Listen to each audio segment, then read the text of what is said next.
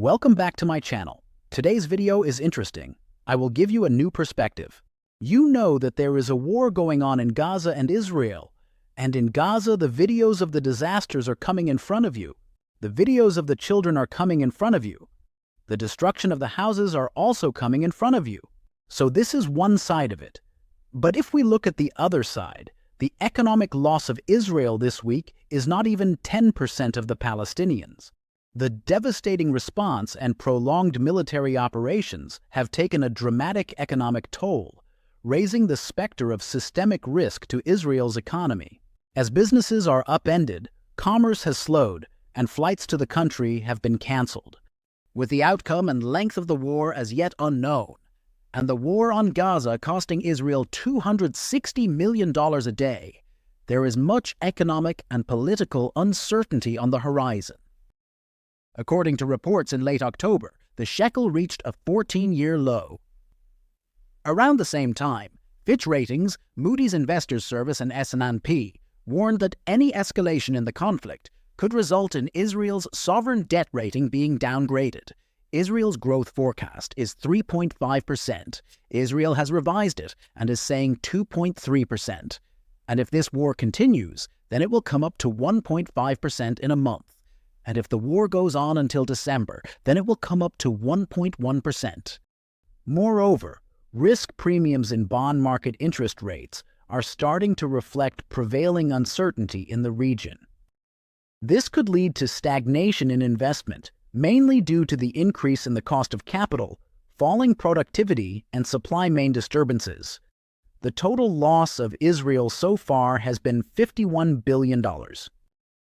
So if the economy is worth $500 billion, then it is assumed that 10% of the GDP has lost in a month.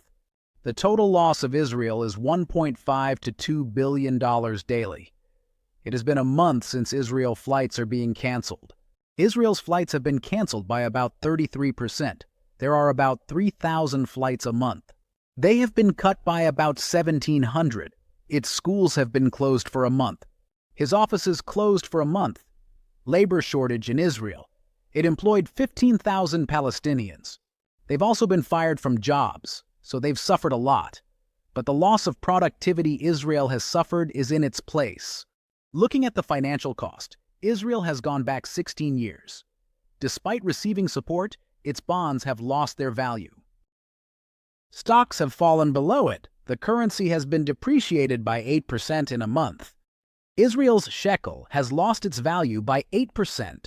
So if this goes on, if it goes on for another 1 to 2 months, then you can easily throw Israel 20 years back. A friend of mine, a lawyer, I was talking to him, he processes NIW cases.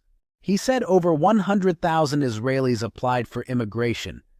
Initially, Afghan refugees, then Ukraine, now Israel. So I asked him how many Palestinians have applied. He said, 0. This is the first time in history that the one who is killing is leaving the country. And the one who is dying is saying, this is my land. I am dancing here. I will die while dancing. He is sitting there comfortably. He doesn't want to do anything.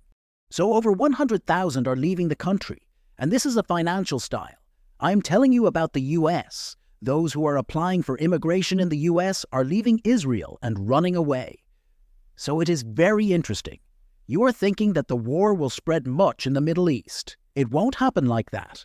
The poor people in Lebanon are bankrupt. They don't have that much money.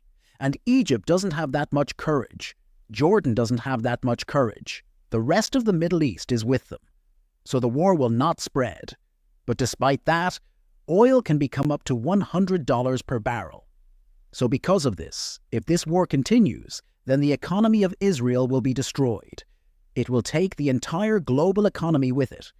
Because earlier the wars were going on. Then the war of Russia and Ukraine came. And now Israel has come out. So if this war continues, then Israel will sink.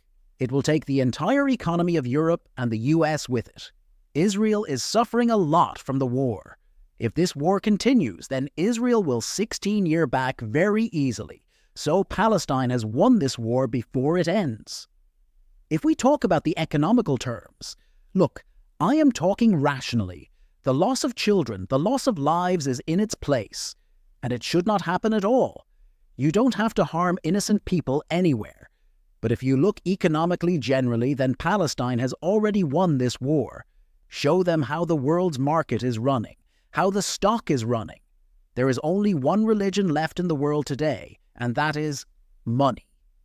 The whole world is going towards it.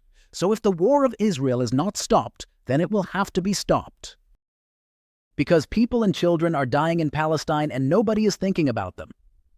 You have to think about them too, even as a human being. These are all the most recent developments up to this point that I presented to you in case you enjoyed this video. So please like, share, and subscribe. See you in the next time. Take care and goodbye.